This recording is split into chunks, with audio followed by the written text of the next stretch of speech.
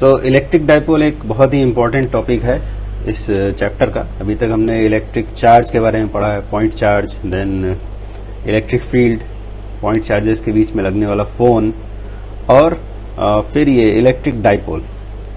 बहुत ही important topic है और सिर्फ फिजिक्स में ही नहीं, केमिस्ट्री में भी। अगर फ्यूचर में तुम फिजिक्स नहीं पढ़ते हो और केमिस्ट्री ऑप्ट करते हो, then also it is very important topic electric dipole.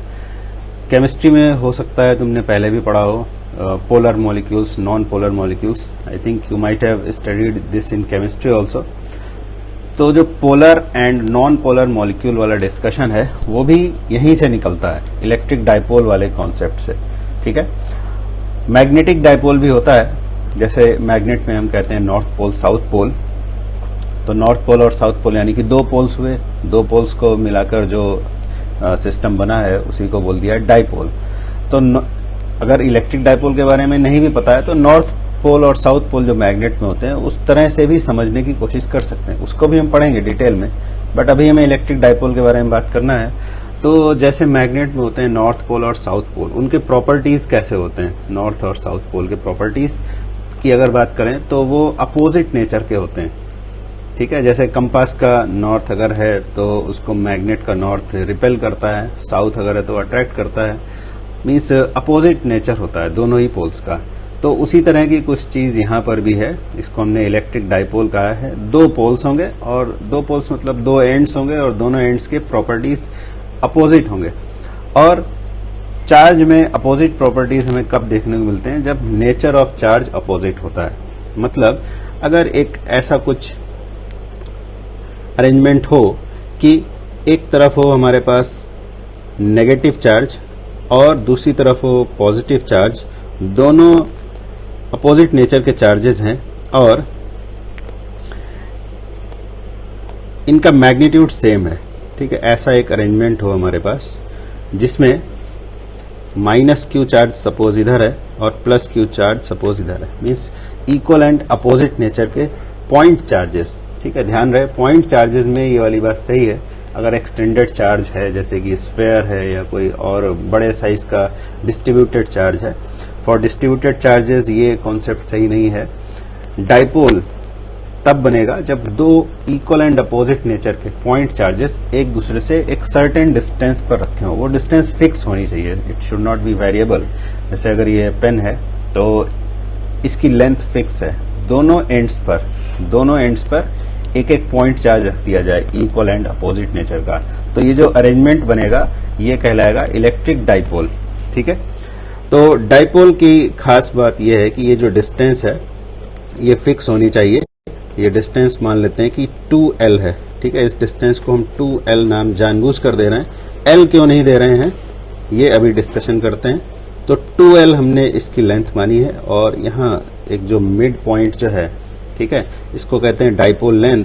Dipole length का जो मिड पॉइंट है that point is called centre of the dipole. ओ हमने इसे नाम दे दिया है, और ए और बी, ये ए भी एक डाइपोल है। ठीक है, ओ इसका सेंटर है।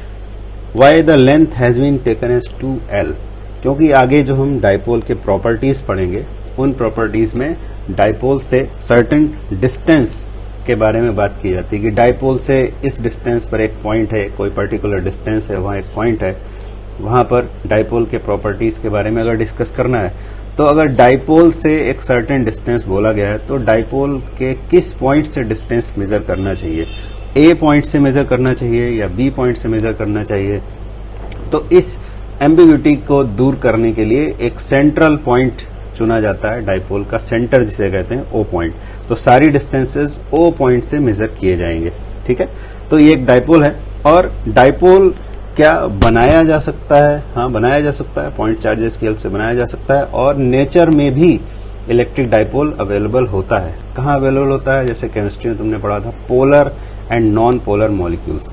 तो उसका मतलब ये था कि केमिस्ट्री में जो हम पढ़ते हैं, जैसे कि हाइड्रोजन क्लोराइड का मॉलिक्यूल, हाइड्रोजन क्लोराइड के मॉलिक्यूल में क्या होता है? Hydrogen has a unit positive charge and chlorine has a unit negative charge. ठीक है, अब ये यूनिट कितना होता है ये हमें पता ही है। जैसे सिंगल केमिस्ट्री में पढ़ा है कि अगर एक बार प्लस लिखा है it means it is equal to positive charge whose magnitude is equal to charge of 1 electron. ऐसे ही Cl माइनस, एक माइनस साइन लिखा हुआ है, इट मीन्स क्लोरीन पर जो चार्ज है वो एक इलेक्ट्रॉन पर जितना चार्ज होता है, it is equal to that charge and is of negative nature. तो हाइड्रोजन क्लोराइड का मॉलिक्यूल अगर देखें तो वो एक डाइपोल दिखाई देता है। अगर ये हमारा जो डायग्राम यहाँ पर बना हुआ है, इससे अगर सिमिलैरिटी नहीं दिख रही है तो ऐसा करो कि Cl को इधर लिख दो लेफ्ट साइड में और H को इधर लिख दो, कोई फर्क तो पड़ता नहीं है उससे, दोनों ही ठीक है। तो अगर हम कंपेयर करें, ये जो हमने यहाँ लिखा है Cl और H प्लस, अगर कंपेयर करें तो क्या दिखाई देता है कि जो Cl है यानी क्लोरीन का जो मॉलिक्यूल है वो एक पॉइंट चार्ज है। देखो ये एक पॉइंट चार्ज है, और hydrogen molecule is also a point charge. इधर माइनस चार्ज है, इधर प्लस चार्ज है, ठीक है। यानी कि इधर अगर हम ये भी कहें कि कितना चार्ज है तो इधर एक इलेक्ट्रॉन के बराबर नेगेटिव चार्ज है और इधर एक इलेक्ट्रॉन के बराबर पॉजिटिव चार्ज है। और ये जो बीच में रेड एरो लगा हुआ है, इसका भी इंपॉर्टेंस है, ये क्यों ऐसे बनाया गया है वो भी हम डिस्कस करेंगे अभी, ठीक है। तो ये हाइड्रोजन क्लोराइड का मॉलिक्यूल एक डाइपोल है, ठीक है। ये एग्जाम्पल है एक डाइपोल का, हाइड्रोजन क्लोराइड मॉलिक्यूल। और भी एग्जाम्पल हैं like sodium chloride molecule, that is also a dipole, chlorine -1 और इधर सोडियम +1, ठीक है। This is also a dipole. जरूरी नहीं है कि डाइपोल्स हमेशा इसी तरह के हों, ठीक है, जिसमें कि 2 एटम्स हो, उससे ज्यादा वाले भी हो सकते हैं। For example water molecule, water molecule कैसे होता है, O, एक इधर H और एक इधर H, यहाँ पे प्लस, इस वाले H पे भी प्लस, इधर माइनस इधर माइनस, तो इधर एक डाइपोल बन रहा है, इधर एक डाइपोल बन रहा है, 2 डाइपोल्स हमें दिखाई दे रहे हैं। Suppose this is dipole D1 and this is dipole D2, but this diagram is not correct. ये डायग्राम गलत है, ठीक है। क्यों गलत है ये अभी आंसर हमें मिलेगा, अभी डिस्कशन करेंगे, आंसर मिल जाएगा कि ये डाइपोल का ये जो डायग्राम है ये वाला सही है, ये वाला भी सही है, बट ये वाटर मॉलिक्यूल के लिए जो बनाया गया है दैट इज रॉन्ग। ये बस ये बताने के लिए बनाया गया है कि यहाँ पर जरूरी नहीं है कि डाइपोल हमेशा डाइएटॉमिक हो, जिसमें 2 ही एटम हो, उससे ज्यादा भी हो सकते हैं। तो ये वाटर वाले में जैसे 3 मॉलिक्यूल हैं, 3 एटम्स हैं, सॉरी 1 2 3, तो 3 एटम्स में भी डाइपोल बन सकता है। लेकिन ये डायग्राम गलत है, जो हमने HOH ऐसे एक लाइन में लिख दिए हैं HOH, ये गलत है। क्यों गलत है ये भी हम डिस्कशन करेंगे, समझ में आएगा। तो ये तो डाइपोल के एग्जांपल्स हुए। Now we come to another very important point that is known as electric dipole strength. Electric dipole strength बहुत इंपॉर्टेंट टर्म है, इनफैक्ट डाइपोल का पूरा टॉपिक ही बहुत इंपॉर्टेंट है, ठीक है। तो इलेक्ट्रिक डाइपोल स्ट्रेंथ क्या चीज है? इलेक्ट्रिक डाइपोल स्ट्रेंथ एक क्वांटिटी है जो डाइपोल के प्रॉपर्टीज को डिफाइन करती है। और इस क्वांटिटी की वैल्यू हम कैसे लिखते हैं, इसका मीनिंग क्या होता है? तो इलेक्ट्रिक डाइपोल स्ट्रेंथ जो है वो किसी एक चार्ज का मैग्नीट्यूड, डाइपोल में 2 चार्जेस हैं प्लस Q और माइनस Q, किसी एक का मैग्नीट्यूड और उनके बीच में जो डिस्टेंस यानी 2L, जिसको हम डाइपोल लेंथ बोल रहे हैं, Q × 2L, ठीक है। ये जो क्वांटिटी है इसको कहते हैं इलेक्ट्रिक डाइपोल स्ट्रेंथ, ठीक है। और you can say electric dipole moment also. Moment, जब हम मोमेंट वर्ड यूज करते हैं then it is understood that the quantity is a vector quantity. अगर याद करो 11th क्लास में पढ़ा था मोमेंट ऑफ फोर्स, किसी को याद है? Moment of force, moment of force means what? Moment of force means torque, ठीक है। टॉर्क का मीनिंग क्या होता है ये ऑलरेडी तुम्हें 11th क्लास में पढ़ाया जा चुका है। Torque means rotational effect of force. तो जब हम रोटेशनल इफेक्ट ऑफ फोर्स कहते हैं यानी कि टॉर्क कहते हैं, और वहां पर हम एक मोमेंट वर्ड भी यूज कर सकते हैं, मोमेंट ऑफ फोर्स। जब भी मोमेंट वर्ड आए तो समझ जाना कि वहां पे रोटेशन से कोई सेंस है, ठीक है। तो अगर हमने इलेक्ट्रिक डाइपोल स्ट्रेंथ कहा then you have to tell the magnitude of this quantity Q × 2L, but if it is said dipole moment then it is understood that the quantity is a vector quantity. तो अगर vector quantity है then what should be the direction? तो यहां पर जो dipole moment है वो कैसे डिफाइन होता है? Dipole moment of an electric dipole, ठीक है। So this is equal to P vector is equal to Q into 2L vector. ठीक है, ये डाइपोल मोमेंट की मैथमेटिकल डेफिनेशन है। इसमें ये ध्यान रहे कि P वेक्टर है, 2L वेक्टर है, Q यानी कि चार्ज ये स्केलर क्वांटिटी है। तो अगर वेक्टर 2L में एक स्केलर मल्टीप्लाई किया, 2L एक वेक्टर है, इस वेक्टर का डायरेक्शन किधर है? देखो जरा, ये जो डायग्राम बना हुआ था यहाँ पर, इसमें देखो डायरेक्शन दिखाया गया है, 2L वेक्टर का डायरेक्शन -q टू +q, ये एरो जो है दिखाई दे रहा है ना, ये arrow, this is the direction of 2L vector. 2L एक वेक्टर है, यानी कि जो डाइपोल की आर्म है, डाइपोल आर्म बोल सकते हैं, डाइपोल लेंथ बोल सकते हैं। तो 2L वेक्टर का जो डायरेक्शन है वही P वेक्टर का डायरेक्शन होगा, यानी डाइपोल मोमेंट वेक्टर का डायरेक्शन होगा। क्योंकि वेक्टर में स्केलर मल्टीप्लाई करने से डायरेक्शन चेंज नहीं होता है, तो जो 2L का डायरेक्शन था वही P वेक्टर का डायरेक्शन होगा। अब ये आगे एक बहुत ही इंपॉर्टेंट डिस्कशन आएगा। डाइपोल अभी एक लेक्चर में खत्म नहीं होने वाला, इसे हम 2-3 लेक्चर में कवर करेंगे। तो ऐसा ही डायरेक्शन क्यों लिया गया, -q से +q की तरफ ही डायरेक्शन क्यों लिया गया 2L वेक्टर का, और इसीलिए P वेक्टर का डायरेक्शन भी उधर आ गया। और इसी बात को अदरवाइज भी बोल सकते हैं कि P वेक्टर यानी डाइपोल मोमेंट वेक्टर का डायरेक्शन -q से +q ही क्यों लिया गया, +q से -q क्यों नहीं लिया गया। ठीक है, ये बहुत इंपॉर्टेंट क्वेश्चन है और ये डाइपोल के बारे में हम आगे और डिस्कशन करेंगे, तब समझ में आएगा।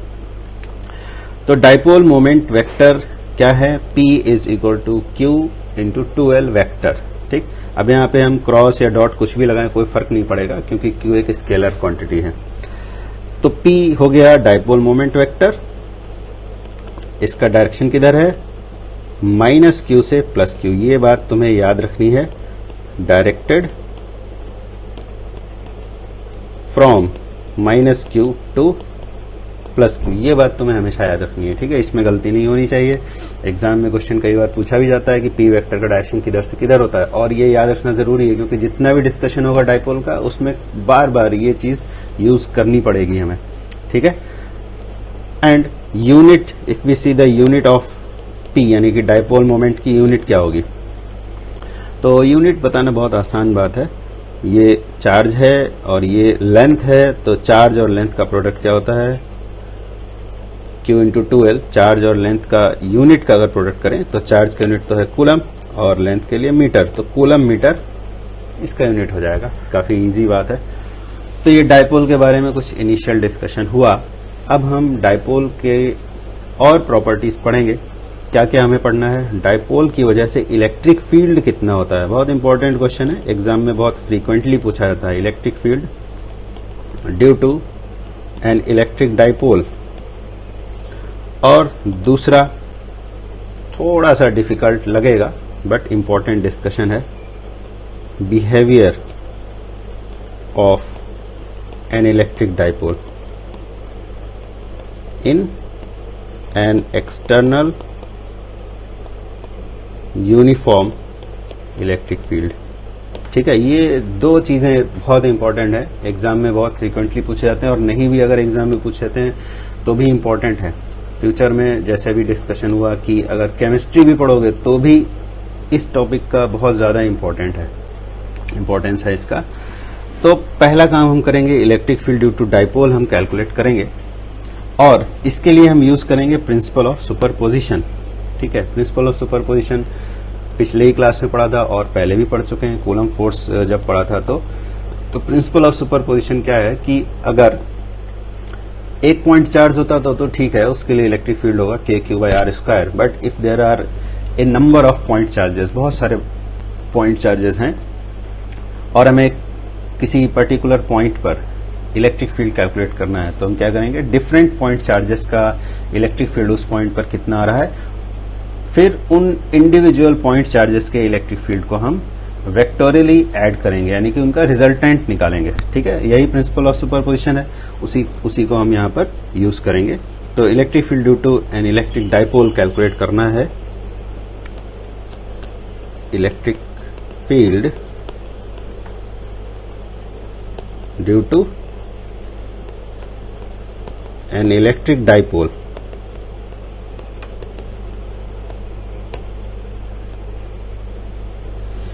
अब देखो, इसमें क्या इम्पोर्टेंट बात है कि हमने एक डाइपोल तो पहले बना लिया,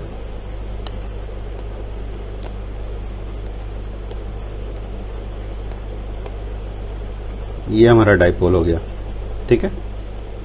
ए बी एक डाइपोल है, 2L इसकी लेंथ है and O is its centre.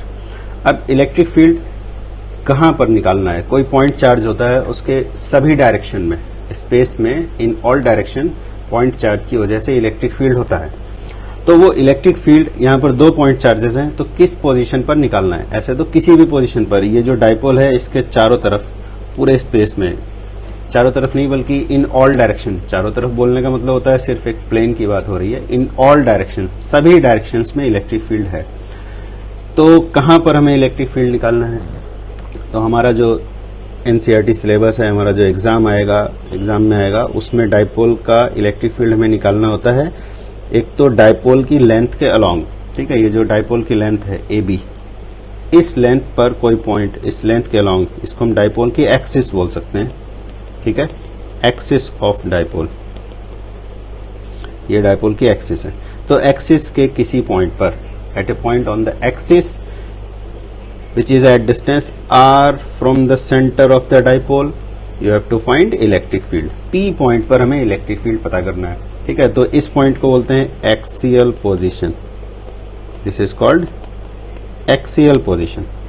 और एक और एग्जाम में आता है, वो क्या आता है कि अगर डाइपोल की एक्सिस का एक परपेंडिकुलर बाइसेक्टर बनाया जाए, ठीक है, ये जो येलो लाइन है ये perpendicular bisector of axis of dipole, इस पर अगर कोई पॉइंट P होता, सपोज यहां पर ये पॉइंट P है, then this position is called equatorial position, ठीक है, इसको बोलते हैं इक्वेटोरियल पोजीशन। तो हमारे एग्जाम में क्या आएगा?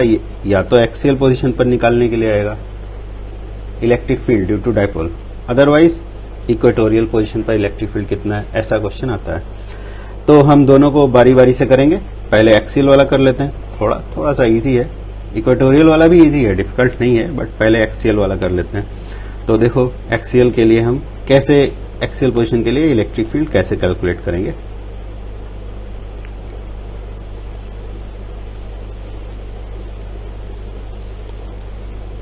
ये सब हटा देते हैं, अननेसेसरी चीजें अभी के लिए। ओके, तो P पॉइंट जो हमारा है, यहां पर हम पहला पॉइंट लिख लेते हैं, we are calculating electric field at a point on the axis of the dipole, or you can say at axial position, axial position पर इलेक्ट्रिक फील्ड निकालना है। तो हम यहां पर यूज करेंगे एक्सियल पोजीशन पर इलेक्ट्रिक फील्ड निकालने के लिए प्रिंसिपल ऑफ सुपरपोजिशन, ठीक है, प्रिंसिपल ऑफ सुपरपोजिशन। वो क्या होता है, अभी डिस्कशन भी किया था कि अगर there are multiple point charges, then how to find electric field at any point. Individual point charges का उस पॉइंट पर इलेक्ट्रिक फील्ड पता लगाएंगे और उस इलेक्ट्रिक फील्ड का वेक्टर सम कर देंगे, ठीक है।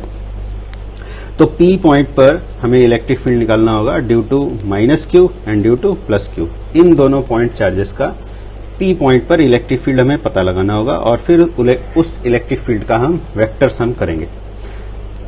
तो वेक्टर सम करने का मतलब होता है कि हमें जिन वेक्टर्स का रिजल्टेंट निकालना है उनके बीच में एंगल कितना है, यानी कि डायरेक्शन हमें पता होनी चाहिए। तो पहले हम डायग्राम में देख लें, बाद में कैलकुलेशन होगी।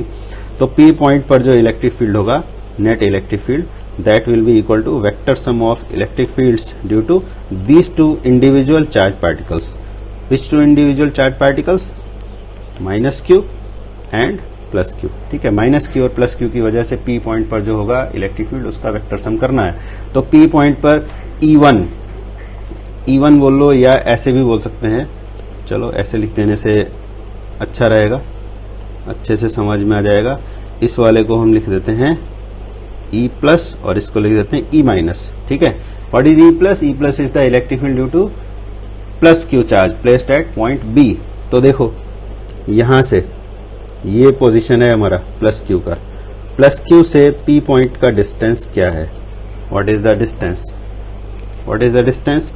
O पॉइंट से P पॉइंट को अगर देखा तो डिस्टेंस R है और ओ क्या चीज है, ओ से बी तक का डिस्टेंस है एल। ओके, तो ये वाली जो डिस्टेंस है, विच डिस्टेंस, बी से पी तक, यानी प्लस क्यू पॉइंट चार्ज से उस पॉइंट का डिस्टेंस जहां हमें इलेक्ट्रिक फील्ड बताना है, that distance is R minus L. ठीक है, ये हमने क्यों निकाला, क्योंकि इलेक्ट्रिक फील्ड का जो फार्मूला है that is K Q by R square. ठीक है, K Q by R square. What is R, R यहाँ जो फार्मूला में दिख रहा है वो आर ये नहीं है। ठीक है, ये जो आर हमने यहाँ पे दिखाया था डायग्राम में और ये जो आर यहाँ फार्मूला में लिखा है, बोथ आर डिफरेंट। यहाँ जो आर लिखा हुआ है वो क्या चीज है, वो है डाइपोल के सेंटर से उस पॉइंट का डिस्टेंस जहां हमें इलेक्ट्रिक फील्ड बताना है, जबकि हमारा जो फार्मूला है इसमें जो आर लिखा हुआ है, this R means distance of the point where field is to be calculated from the point charge. जिस पॉइंट चार्ज से हमें इलेक्ट्रिक फील्ड निकालना है वहां से डिस्टेंस कितना है। तो फार्मूला के अकॉर्डिंग ये जो हमारा आर है ये कितना है, ये आर माइनस एल है। ठीक है, फार्मूला ये किसका है, ये है electric field due to point charge. Point charge से उस पॉइंट का डिस्टेंस जहां हमें इलेक्ट्रिक फील्ड निकालना है वो है आर। तो इस केस में ये जो आर है हमारा, ये आर माइनस एल के बराबर है। पॉइंट चार्ज हमारा यहाँ रखा है और जहां इलेक्ट्रिक फील्ड निकालना है वो इधर है, तो डिस्टेंस कितना हुआ, आर माइनस एल। तो इस फार्मूला की हेल्प से हम निकाल सकते हैं electric field at point P due to point charge plus Q placed at point B. ठीक है, बी पॉइंट पर जो हमारा चार्ज रखा है उसका इलेक्ट्रिक फील्ड हम निकालेंगे। देखो कैसे होगा, यानी कि E प्लस की वैल्यू अगर हमें निकालनी है तो E प्लस क्या होगा, see electric field at P due to charge point charge plus Q placed at B। B position पर जो प्लस क्यू चार्ज रखा है उसका पी पॉइंट पर इलेक्ट्रिक फील्ड, इसको हमने ई प्लस नाम दिया था। तो कितना होगा, फार्मूला क्या था, K Q by R square.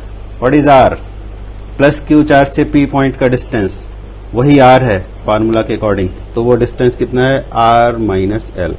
तो आर स्क्वायर था तो R minus L whole square हो गया। ठीक है, यहां पर एक बात ध्यान देना कि हमने यहाँ पर लिखा है vector sum of electric fields, लेकिन यहाँ पर वेक्टर नहीं लगा हुआ है, ये मैग्नीट्यूड है इसका। ठीक है, ये हमने मैग्नीट्यूड लिखा हुआ है ई प्लस का। एक बात पहले भी डिस्कस हुई थी कि जब भी हम अगर वेक्टर फॉर्म में लिखेंगे इलेक्ट्रिक फील्ड को तो उस पर्टिकुलर चार्ज का साइन भी लेंगे, और अगर स्केलर फॉर्म में लिखते हैं तो चार्ज का साइन नहीं लिया जाता। बहुत इंपॉर्टेंट बात है। ठीक है, बहुत इंपॉर्टेंट बात है, याद रखने वाली बात है कि अगर हम सपोज वेक्टर को, इस ई प्लस वेक्टर को लिखते, अगर वेक्टर फॉर्म लिखते हैं हम, तो हमें क्यू का साइन भी लेना था। ठीक है, आर माइनस एल स्क्वायर, ये तो फील्ड का मैग्नीट्यूड हुआ। फिर हमें डायरेक्शन भी लिखना होता है, डायरेक्शन किधर से किधर होता है, ई प्लस का, वो डायरेक्शन भी हम यहाँ पर मेंशन करते। ठीक है, यानी आर माइनस एल जो वेक्टर था उसका डायरेक्शन भी हमें यहाँ पर लिखना होता। ठीक है, डायरेक्शन कैसे लिखते हैं हम, यहाँ पर फिर क्यूब हो जाता है। ठीक है, ये डिस्कशन हमारा अर्लियर क्लासेस में हो चुका है। तो इस बात को थोड़ा आसान बनाने के लिए हम वेक्टर इक्वेशन लिखने की बजाय डायग्राम की हेल्प से देख लेंगे कि दोनों वेक्टर्स के बीच में एंगल कितना है, तो हमारा कैलकुलेशन इजी हो जाएगा। ये भी गलत नहीं है, ये भी सही है, ऐसे भी कर सकते हैं, बट थोड़ा सा डिफिकल्ट होगा कि हम वेक्टर फॉर्म में इलेक्ट्रिक फील्ड लिखें फिर सॉल्व करें। तो बेटर होगा कि हम स्केलर फॉर्म में लिखें, जैसे कि इक्वेशन 2 में लिखा हुआ है। स्केलर फॉर्म का मतलब होता है कि हम इलेक्ट्रिक फील्ड का मैग्नीट्यूड लिखेंगे, डायरेक्शन हम डायग्राम में दिखा देंगे। ठीक है, याद रखने वाली बात यह है कि जब हम मैग्नीट्यूड ऑफ इलेक्ट्रिक फील्ड लिखेंगे तो चार्ज का साइन नहीं लिया जाएगा। देखो यहाँ पे माइनस क्यू नहीं लिखा हुआ है, यहाँ पे सिर्फ क्यू लिखा हुआ है। ठीक है, ना माइनस क्यू लिखेंगे ना प्लस क्यू लिखेंगे, साइन नहीं लिखना है। जब हम स्केलर फॉर्म लिखेंगे यानी मैग्नीट्यूड जब लिखते हैं तो साइन नहीं लिखा जाता है, चार्ज का साइन नहीं लेना, ओनली मैग्नीट्यूड लेना है। ठीक है, तो अब आगे बढ़ते हैं। हमने E प्लस का मैग्नीट्यूड लिख लिया, यानी कि electric field at P due to charge plus Q, हमने इसका मैग्नीट्यूड लिख लिया है। अब डायरेक्शन देखो, P पॉइंट पर E प्लस का डायरेक्शन क्या होगा, सी, तो पॉजिटिव चार्ज के लिए जो इलेक्ट्रिक फील्ड होता है वो away from the point charge होता है, यानी P पॉइंट पर जो इलेक्ट्रिक फील्ड होगा ड्यू टू प्लस क्यू वो away from the point charge. तो ये हमारा आ रहा था इधर से, ये इलेक्ट्रिक फील्ड यहाँ प्लस क्यू का इस तरफ था, ठीक है, away from the point charge. तो अगर पी पॉइंट पर हम इलेक्ट्रिक फील्ड का डायरेक्शन बनाएं तो वो कैसे आएगा, ये आएगा पी पॉइंट पर ई प्लस का डायरेक्शन इस तरफ आएगा, ठीक है, ये हमारा ई प्लस होगा, ये होगा ई प्लस, ठीक है, away from the point charge, positive से दूर की तरफ होना चाहिए। तो ये ई प्लस का डायरेक्शन हो गया। यहां पर हमें लिख देना है कि डायरेक्शन किधर से किधर होगा, directed away from plus Q, ठीक है, यानी इसी डायरेक्शन में होगा, ए से बी की तरफ जाओ, ए से बी की तरफ, ठीक है, इसी डायरेक्शन में इलेक्ट्रिक फील्ड ये हमारा आ रहा है ऐसे, ठीक है। तो एक काम हो गया, पॉजिटिव चार्ज का पी पॉइंट पर इलेक्ट्रिक फील्ड निकाल लिया। अब इसी तरह से हम electric field at P due to minus Q निकालेंगे। Electric field at P due to charge minus Q placed at A, ठीक है। तो ये इलेक्ट्रिक फील्ड का भी हम मैग्नीट्यूड लिखेंगे, डायरेक्शन डायग्राम में दिखा देंगे। तो इसके लिए हम ई माइनस सिंबल यूज करते हैं, electric field due to minus Q. तो क्या होगा, K Q by distance of minus Q from P का स्क्वायर। ध्यान देना, यहाँ पे हमने क्यू को माइनस क्यू नहीं लिखा है, ठीक है, again the same thing, because we are writing the magnitude of electric field, then we need not to write the sign of the charge.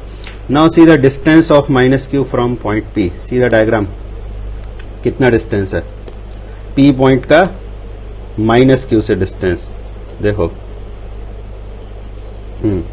यहां से यहां तक तो आर है, यहां से यहां तक है आर, ये डिस्टेंस आर है सेंटर से पी का, और ये डिस्टेंस कितना है, ये डिस्टेंस है एल। तो कितना डिस्टेंस हो गया, आर प्लस एल, ठीक है। तो ई माइनस जो हमारा इलेक्ट्रिक फील्ड है उसमें डिस्टेंस स्क्वायर की जगह हम क्या लिखेंगे, R plus L, R plus L whole square.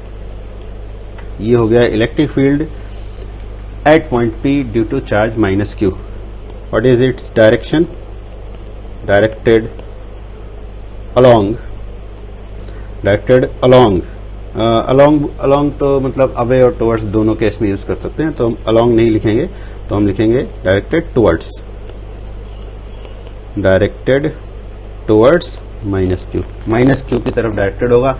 Minus Q यानी कि नेगेटिव चार्ज का टुवर्ड्स द पॉइंट चार्ज, और प्लस क्यू यानी पॉजिटिव चार्ज का away from the point charge. तो ये हमने दो इलेक्ट्रिक फील्ड का मैग्नीट्यूड निकाल लिया। डायरेक्शन देख लेते हैं, ई प्लस का डायरेक्शन किधर होगा, इधर होगा, और ई माइनस का direction towards the point charge इस तरफ होगा। ये हो गया ई माइनस का डायरेक्शन। अब देखो डायग्राम में क्लियरली विजिबल है what is the angle between these two point charges. इनके बीच में कितना एंगल आ रहा है, ये एंगल आ रहा है, this is the angle between these two point charges. कितना आ रहा है, पाई, पाई रेडियन और 180 डिग्री कुछ भी बोल सकते हैं, बट हायर क्लासेस में पढ़ रहे हो तो अब रेडियन बोलने की आदत डालो। पाई रेडियन एंगल है दोनों के बीच में।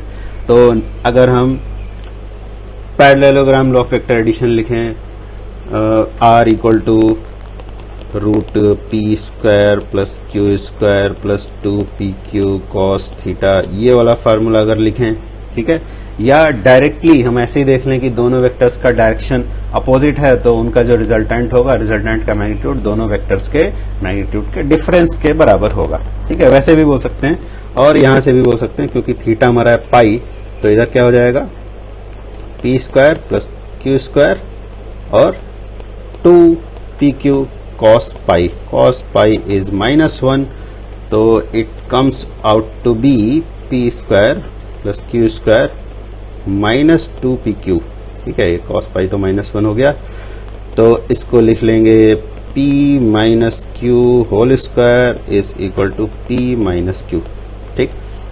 p माइनस क्यू यानी कि दोनों वेक्टर्स के मैग्नीट्यूड का डिफरेंस बोला जा रहा है यहाँ। जरूरी नहीं p माइनस क्यू हो, q माइनस p भी हो सकता था, बिकॉज होल स्क्वायर है, तो p माइनस क्यू लिखो, q माइनस p लिखो, एक ही बात है।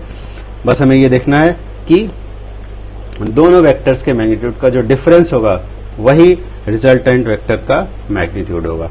तो हमारा यहाँ रिजल्टेंट वेक्टर क्या है, जरा ध्यान से देखो, ये इक्वेशन में आ जाओ। ये रिजल्टेंट वेक्टर का मतलब है कि नेट इलेक्ट्रिक फील्ड हमें निकालना है, ठीक है। और ये दोनों जो इलेक्ट्रिक फील्ड है इनके मैग्नीट्यूड हमें पता चल चुके हैं, डायरेक्शन पता चल चुके हैं। तो अब ई नेट की वैल्यू क्या होगी, therefore net electric field at point P point पर नेट इलेक्ट्रिक फील्ड कितना होगा। एक्चुअली ये मैग्नीट्यूड हम लिख रहे हैं, तो यहां लिख देते हैं magnitude of net electric field at point P. तो कितना आ जाएगा मैग्नीट्यूड, दोनों इलेक्ट्रिक फील्ड्स के मैग्नीट्यूड का डिफरेंस। ओके, तो दोनों इलेक्ट्रिक फील्ड्स के मैग्नीट्यूड का डिफरेंस हमें करना है, यानी कि जो जिसका मैग्नीट्यूड ज्यादा है उसमें से कम वाले के मैग्नीट्यूड को माइनस करना है, ठीक। तो ज्यादा मैग्नीट्यूड किसका है, जरा बहुत ध्यान से देखना, ये समझने वाली बात है। दोनों इलेक्ट्रिक फील्ड में से मैग्नीट्यूड किस वाले का ज्यादा है, ई प्लस बड़ा है या ई माइनस बड़ा है, ये हमें चेक करना है, ठीक है। सो विच वन इज ग्रेटर। तो यहां पर देखो कि इलेक्ट्रिक फील्ड का जो फार्मूला है पॉइंट चार्ज के लिए वो है K Q by R square, ठीक। यानी कि इलेक्ट्रिक फील्ड का जो मैग्नीट्यूड है वो चार्ज पर डिपेंड करता है और डिस्टेंस पर डिपेंड करता है। तो charge in case of dipole at both the ends magnitude of charge is equal. एक तरफ माइनस क्यू है, एक तरफ प्लस क्यू है, दोनों तरफ चार्ज का मैग्नीट्यूड सेम है। तो ये वाला पॉइंट तो यहाँ पर हटा देते हैं। फिर क्या बचा, E is proportional to 1 by R square. R square के इनवर्सली प्रोपोर्शनल है, तो आर जिसका ज्यादा होगा E उसका कम हो जाएगा, ठीक है। तो यहाँ पर हम कैलकुलेशन में देख ही चुके हैं कि किसका आर ज्यादा है। यहाँ पर R minus L whole square है, यहाँ पर R plus L whole square है। So obviously E plus will be greater and E minus will be smaller of the two. तो यहाँ जब हम मैग्नीट्यूड लिखेंगे तो क्या करेंगे, बड़े वाले में से छोटे वाले इलेक्ट्रिक फील्ड को माइनस कर देंगे, E प्लस से E माइनस को सब्ट्रैक्ट कर देंगे, ठीक है। E प्लस की वैल्यू क्या है, K Q by R minus L whole square, और E माइनस की वैल्यू क्या है, K Q by R plus L whole square. अब तो थोड़ा सा मैथमेटिक्स है, इजी वाला mathematics. So K Q can be taken as common here. अभी तो ये इजी कैलकुलेशन है, फिर भी कर देते हैं, R plus L whole square. Solving further what do we get, LCM ले लेते हैं, R square minus L square हो जाएगा इधर, इसका होल स्क्वायर, और इधर हमें क्या मिलेगा, R plus L whole square minus R minus L whole square, ठीक है। अब इसको सॉल्व करेंगे, सॉल्व करने के बाद में मिल जाएगा इधर हमें R square plus L square plus 2RL minus R square minus L square, और लास्ट में plus 2RL divided by R square minus L square whole square, ठीक है। अब न्यूमरेटर में काफ़ी कुछ सब्ट्रैक्ट हो जाएगा, छोटा हो जाएगा एक्सप्रेशन, अच्छा ही लगता है एक्सप्रेशन छोटा हो जाने से। ये 2RL और ये 2RL ये रह जाएंगे, तो हमें मिलेगा 4RL and here R square minus L square whole square, ठीक है। अब जरा ध्यान से देखना, इधर हम क्या करने वाले हैं, के Q into 2L into are, ऐसे लिखा। देखो 4RL था, उसको हमने स्प्लिट कर दिया, 2 इधर लिख दिया, Q के साथ 2L लिख दिया, R को इधर लिख दिया, ठीक है। और जो डिनोमिनेटर था वहां से हम R को कॉमन लेंगे, तो हमें मिलेगा R टू द पावर 4, और इधर क्या मिलेगा 1 minus L square by R square whole square, ठीक है। समझ में आ रहा होगा, इजी कैलकुलेशन है। R के एक पावर को डिवाइड कर देते हैं, यहाँ पर पावर 3 हो जाएगा, और क्या मिल जाएगा 2K, और ये Q इंटू 2L, ये देखो क्या चीज है, Q इंटू 2L, याद आया क्या चीज है, P यानी डाइपोल मोमेंट का magnitude, P is equal to Q into 2L। तो ये हमारा हो जाएगा P यानी डाइपोल मोमेंट, तो आ गया 2K इंटू P, और इधर क्या आ गया R cube 1 minus L square by R square whole square. So this is the electric field at point P due to dipole, where was the point P at the axial position. P point हमारा कहाँ था? Axial position पर था। तो axial position पर electric field due to dipole इतना आ गया। अब यहां पर और एक इंपॉर्टेंट बात है, if the dipole is short, if the dipole is short, short dipole का क्या मतलब है? ठीक है, शॉर्ट डाइपोल का मतलब है ये जो R है, R यानी कि R क्या चीज था? चलो देखो डायग्राम में देखो, what was R? R was a distance of point where field is to be calculated. From where? From the center of the dipole. यानी कि डाइपोल के सेंटर से जिस पॉइंट पर हमें इलेक्ट्रिक फील्ड निकालना है उसकी डिस्टेंस है R। और शॉर्ट डाइपोल का मतलब हुआ कि length of the dipole is much much smaller then R, यानी कि डाइपोल बहुत छोटा है और जिस पॉइंट पर हमें इलेक्ट्रिक फील्ड निकालना है वो बहुत दूर है in comparison to the length of the dipole. For example, अगर इस पेंसिल को हम डाइपोल माने, ठीक है, पेंसिल को डाइपोल माने, तो इसकी लेंथ लगभग है कितनी? 15 सेंटीमीटर। 15 सेंटीमीटर इसकी लेंथ है और इसके सेंटर से जिस पॉइंट पर हमें इलेक्ट्रिक फील्ड बताना है, मान लो इधर इधर इधर कहीं दूर इलेक्ट्रिक फील्ड है, सपोज वो है 200 सेंटीमीटर यानी कि 2 मीटर, तो 15 सेंटीमीटर के कंपैरिजन में 2 मीटर्स यानी 200 सेंटीमीटर बहुत बड़ा है। ठीक है, अगर यहां पर सेंटर है यानी 15 सेंटीमीटर लंबा डाइपोल है, इतना लंबा डाइपोल होता नहीं generally, but just for understanding, अगर 15 सेंटीमीटर लंबा डाइपोल है और सेंटर से हम यहाँ पे निकाल रहे हैं 10 सेंटीमीटर पे या 30 पे भी निकाल रहे हैं, तो in that case R is not much much greater than L। ठीक है, L के कंपैरिजन में R बहुत बड़ा नहीं है। डाइपोल का साइज R के कंपैरिजन में अगर बहुत छोटा है, then the dipole is treated as a short dipole. तो उस केस में क्या होगा? If the dipole is short dipole, it means R is much much greater than L. R L से बहुत बड़ा है। डाइपोल की लेंथ के कंपैरिजन में वो डिस्टेंस बहुत ज्यादा है जहां इलेक्ट्रिक फील्ड निकालना है। तो उससे क्या होगा? उससे होगा ये कि अगर हम L by R लिखें तो L क्या हो जाएगा? R से बहुत छोटा हो जाएगा। अगर हम L by R लिखेंगे then it will be much much less than 1। और अगर इसका स्क्वायर करेंगे, अगर स्क्वायर करेंगे तो ये और भी छोटा हो जाएगा। ठीक है, 1 से छोटे क्वांटिटीज को स्क्वायर करने से वो और भी छोटे हो जाते हैं। Like if you multiply 2 into 2 it is 4, if you multiply 0.2 into 0.2 it becomes 0.04, और भी छोटा हो जाएगा। तो 1 से छोटे क्वांटिटीज का स्क्वायर, क्यूब या और हायर पावर करेंगे तो वो और भी छोटे हो जाते हैं। It means if the dipole is short then this mathematical term L square by R square becomes much much smaller than 1। तो अगर ये बहुत छोटा हो जाता है 1 से, तो ये जो हमारा एक्सप्रेशन है इसमें L square by R square will become negligible when compare to 1। 1 से बहुत ही छोटा हो जाता है, तो ये एक्सप्रेशन हमारा रिड्यूस हो जाएगा। इसमें ये वाला टर्म 1 से बहुत छोटा है यानी कि हम उसको इग्नोर कर देंगे। 1 से बहुत छोटे क्वांटिटी को माइनस करेंगे तो भी लगभग 1 ही बचेगा। Then in that case, if the dipole is short, then E is equal to 2kP by R cube, because ये वाला पूरा टर्म तो 1 हो गया। ठीक है, so this is the electric dipole moment at point P. Point P means at a point on the axis. Axial point पर electric field कितना होगा ये हमें यहाँ से पता चल जा रहा है। लेकिन ध्यान दो, ये इक्वेशन 4 और 5 जो है ये सिर्फ मैग्नीट्यूड बता रहे हैं, डायरेक्शन नहीं बता रहे। डायरेक्शन किधर होगा? तो डायरेक्शन के बारे में बात बहुत इजी है इस केस में। जब हम रिजल्टेंट निकालते हैं दो वेक्टर्स का, ठीक है, और कुछ ऐसा रहता है कि उनके बीच में पाई एंगल है, 180 डिग्री एंगल है, then the direction of resultant force will be in the direction of the vector whose magnitude is greater. जिसका मैग्नीट्यूड बड़ा होगा उसी डायरेक्शन में आ जाएगा। बहुत सिंपल है, ऐसे समझना। एक ही बॉक्स को तुम और तुम्हारा छोटा भाई अगर अपोजिट डायरेक्शंस में फोर्स लगाएं तो किस तरफ बॉक्स जाएगा? ऑब्वियसली उधर ही जाएगा जिधर बड़े मैग्नीट्यूड का फोर्स लग रहा होगा। ठीक है, जरूरी नहीं कि तुम बड़े हो इसलिए तुम्हारे डायरेक्शन में जाएगा, जो फोर्स ज्यादा लगाएगा उधर ही जाएगा बॉक्स। तो इट मीन्स जो नेट इलेक्ट्रिक फील्ड है वो किस डायरेक्शन में होगा? What will be its direction? जो इलेक्ट्रिक फील्ड स्ट्रांग होगा, E प्लस और E माइनस में से जो भी स्ट्रांग होगा, जो भी मैग्नीट्यूड जिसका ज्यादा होगा। तो ये डिपेंड करता है P के पोजीशन पर।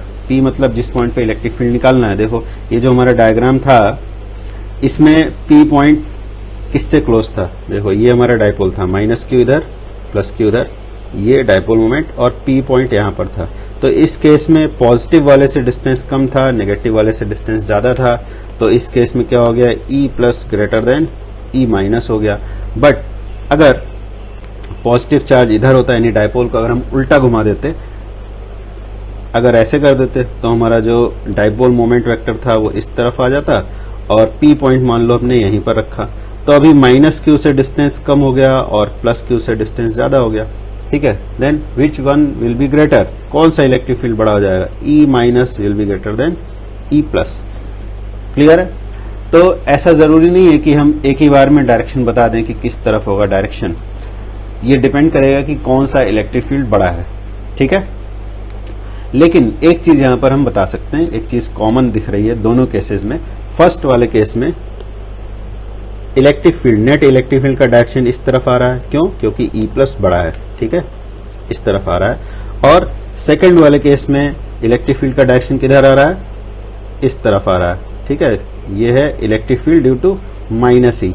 माइनस ई जो होगा वो टुवर्ड्स नेगेटिव चार्ज होगा, यानी इस तरफ होगा, और नेगेटिव वाले का मैग्नीट्यूड बड़ा है, यानी इलेक्ट्रिक फील्ड इस तरफ आएगा। ठीक है, थोड़ा इसको फिर से बना देते हैं, थोड़ा कंजस्टेड हो गया। पी पॉइंट पर जो इलेक्ट्रिक फील्ड है वो इस डायरेक्शन में आएगा। ठीक, दोनों ही केस में एक बात कॉमन है। क्या बात कॉमन है? कि नेट इलेक्ट्रिक फील्ड का जो डायरेक्शन है वो पी वेक्टर के अलोंग है। पी वेक्टर कौन सा? ये, इसको बोलते हैं P vector. It is along the P vector, P vector के ही डायरेक्शन में है। चाहे ये वाला केस देख लो और चाहे ये वाला केस देख लो, दोनों ही केस में जो नेट इलेक्ट्रिक फील्ड है उसका direction along the P vector है, पी वेक्टर के ही डायरेक्शन में आता है। ठीक है, तो direction of net electric field in this case is along P vector. इसका मतलब है कि ये जो इक्वेशन हमारा आया था, इक्वेशन नंबर 5, इसको अगर हम वेक्टर फॉर्म में लिखना चाहें तो कैसे लिखेंगे? इक्वेशन 5 इन वेक्टर फॉर्म। तो मैग्नीट्यूड और डायरेक्शन से बनता है कोई वेक्टर। ठीक है, यहाँ पे मैग्नीट्यूड और ये डायरेक्शन।